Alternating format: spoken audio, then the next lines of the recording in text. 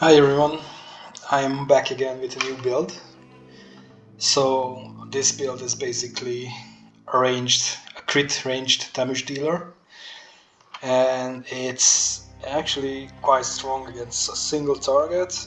It's not so strong against area targets, so yeah, but it's still fun.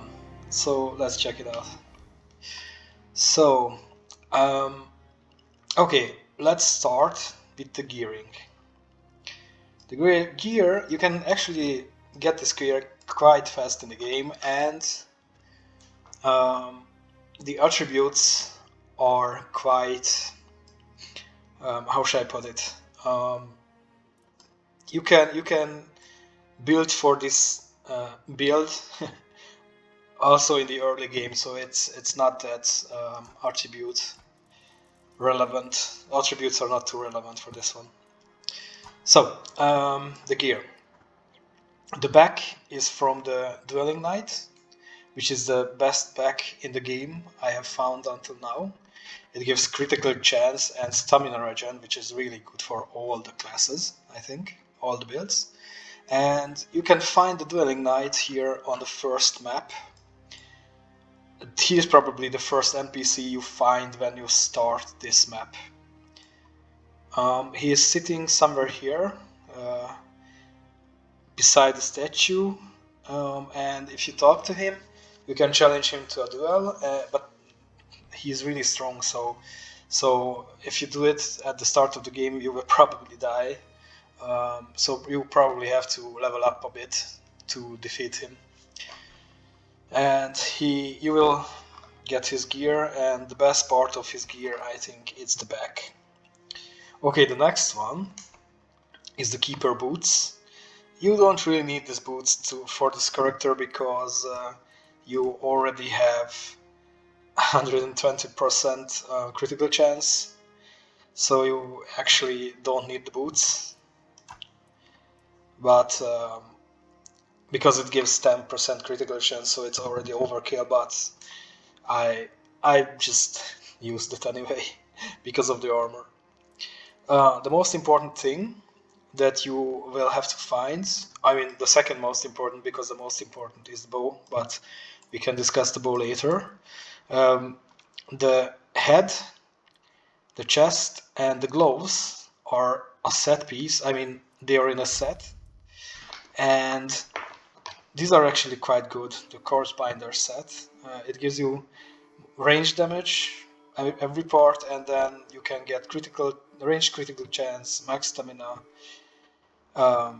range damage, decreases stamina cost, which is really good, and increases bow draw speed by 50%. This is also really good, and of course, ranged critical chance. You can get this this gear.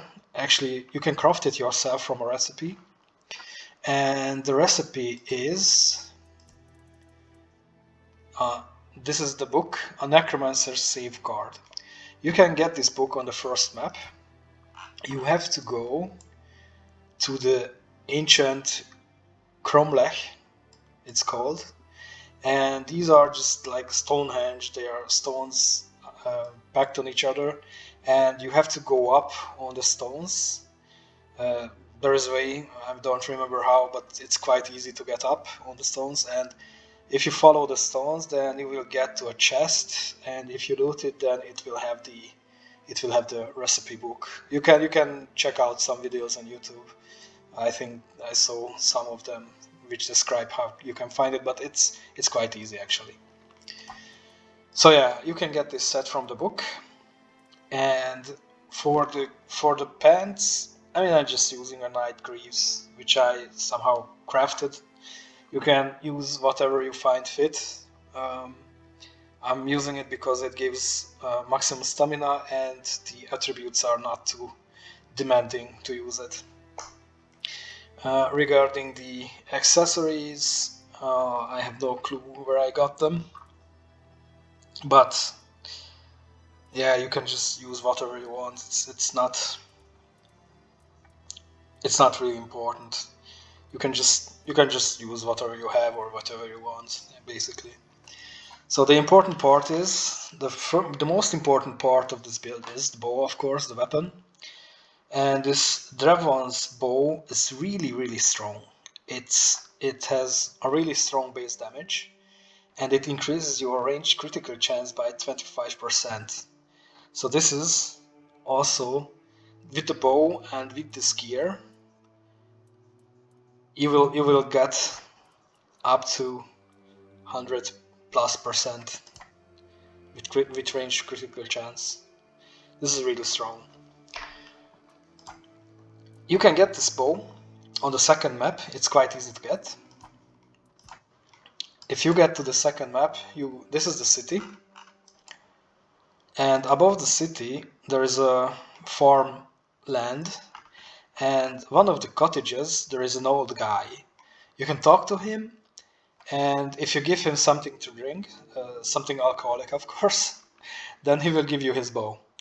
I'm not sure if you have to be nice to him or if you can be an asshole. I was nice to him and heard him out what he had to say, but you can try it out. If you're an asshole to him and he still gives you his bow, then it's good. If not, then you can just reload. But yeah, this old guy will give you his bow just for a drink. It's really crazy.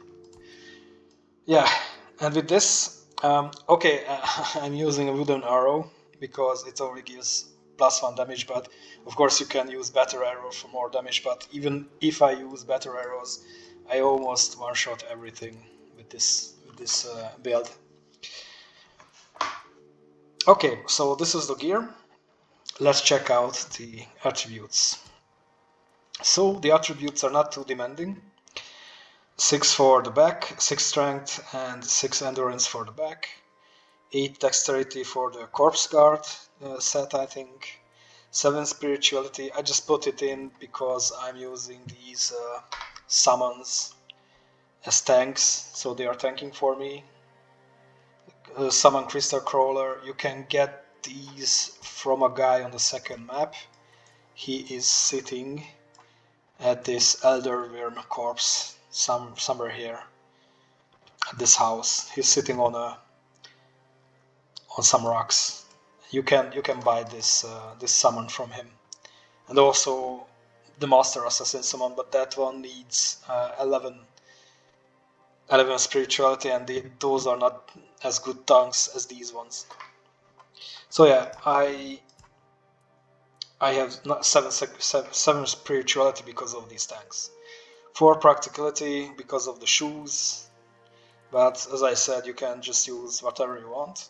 And of course 22 perception.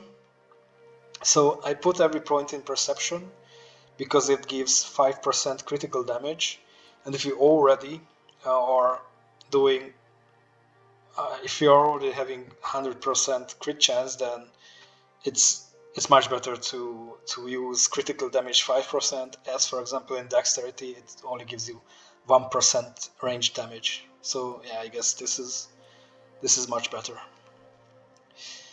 So yeah, these are the attributes. You can basically, if you have the attributes for the set, then you can just throw the other points around however you want, but I put them in perception. For me it was the most logical. Okay, let's go to the skill tree. So strength is empty, endurance is also empty, and dexterity, we have 2 3s here. Of course, the first one is the bow. I put 2 points in strong arm of the bowmaster, which if you hold the bow, if you draw it out and hold it, then it uses really, really low stamina. Drawing the bow costs 25% less stamina. This is also really good. The proper technique the proper draw technique. And this one is actually, if you don't want to buy a massive amount of arrows, then you can just use this. We always do critical shots, so basically there is a 75% chance that you will get back your arrow. Eagle eye, you can zoom in when you with the right click if you pull the arrow, if you draw your arrow, and this is really good. While you are zoomed in, time slows down. Not too much, but it's okay. And it's if you put 3 points in it, then it's only only 10% stamina per second. So you have about a few seconds to kill your enemy.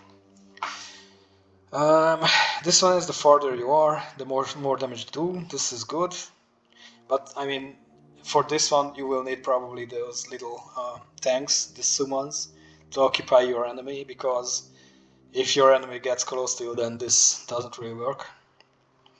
And this one is the draw speed, how fast you are drawing the bow.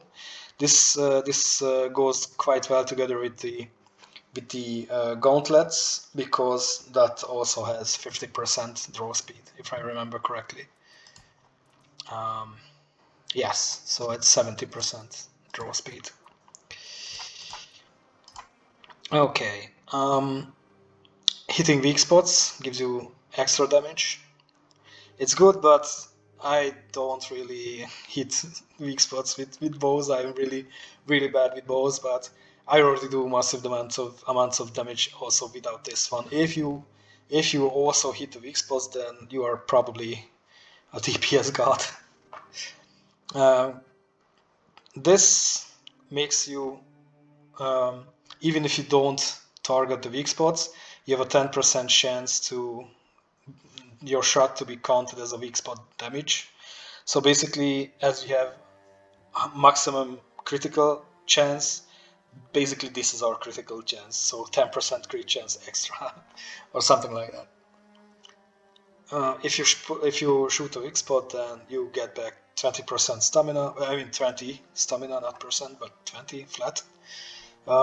That's not that important because you have a massive amount of stamina again. It's currently 240, so you can push this out quite far. Stamina again, regen.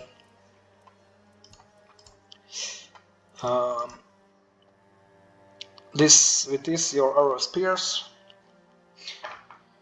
but only once. So this character is strong at single target, but not as good at AoE. You can probably, if the enemies are lined up, then you can kill two, but that's it.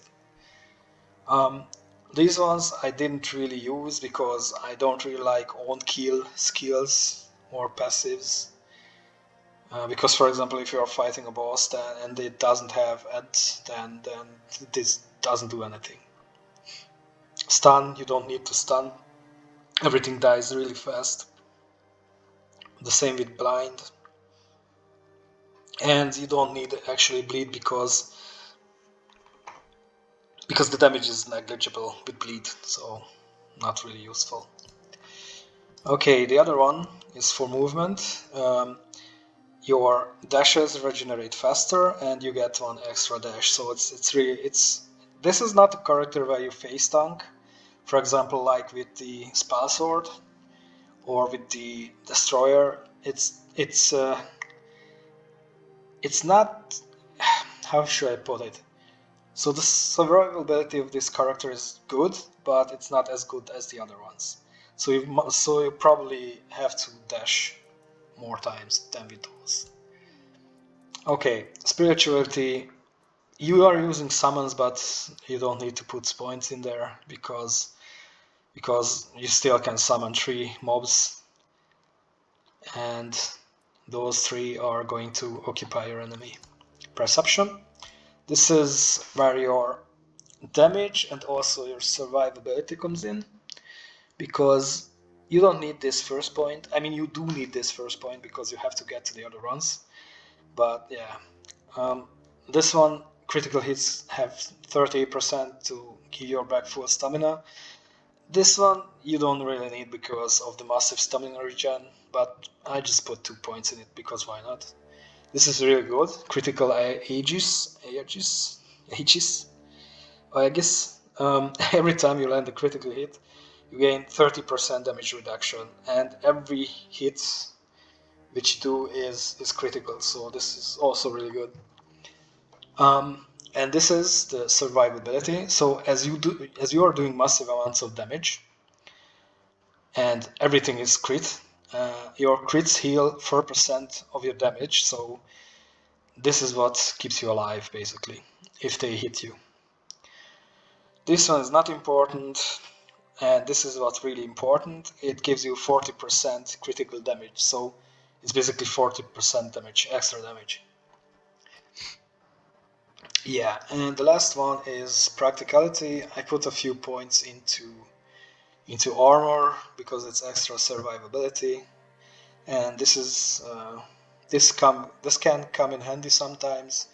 You have 6% chance to negate all incoming damage, and with this point, if you are in light mode, light armor, then you double it, so basically 12%. And for example, you can get into the light armor if you upgrade your gear that you can upgrade that it doesn't weigh so much, so you can decrease the weight of your gear, and you can get into the light I don't know, mode, or how does it called.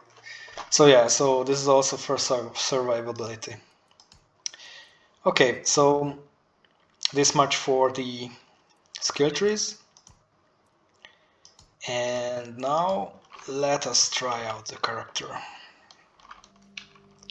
So I'm just going to summon my little tanks. And sometimes they work, sometimes they don't. So, I mean, who knows, perhaps they will work now. Yeah, so if we are doing surprise damage, and this one shots them. I want to pull it fully, because if I draw it fully, then it's mega damage. If not, then it's just small damage. I mean, even the small damage here is really strong. But the problem with this character is it doesn't have any AoE, and you have to aim it properly. And this is something that I cannot really do with bows. I'm sorry, I'm really, really bad with bows. Okay, let us try out these ones. I mean, you probably one-shot everything in the game, with the exception of bosses, of course. Bosses probably need a few more hits than normal mobs. And the AoE is just... Oh, okay, he survived. Yeah, I need to... Oh. No, he will kill me. Okay, he won't. Yeah, the life leech is really strong with this one. So if they get close, then your damage drops. So it's the best if you attack them from farther away. But as you can see, if they are this close, then they are not one-shots anymore. But perhaps, no, not even with explode damage. Okay, so I should have... Okay, this last shot gave me back about 40% HP. But yeah, I should have used dash, but it's okay. So these little guys are really helpful. As you have seen, they tank the enemies, so you can just shoot them from afar. But you cannot really face tank with these characters. Okay, let us compare it with the spell sword. I still think that the spell sword damage is good. Perhaps it's not as strong as this one, but it has more AoE, and you can kill more enemies with it. And the spell sword has more survivability.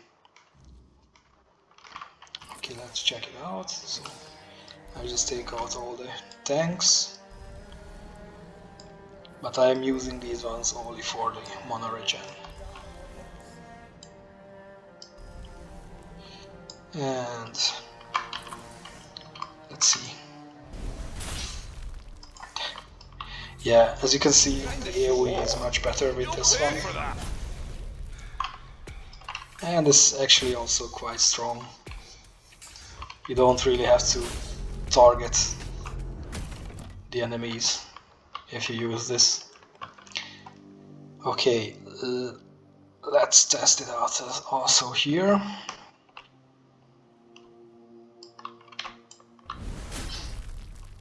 Yeah,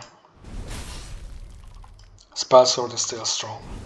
So it is basically stronger, more survivable, and easier to use as the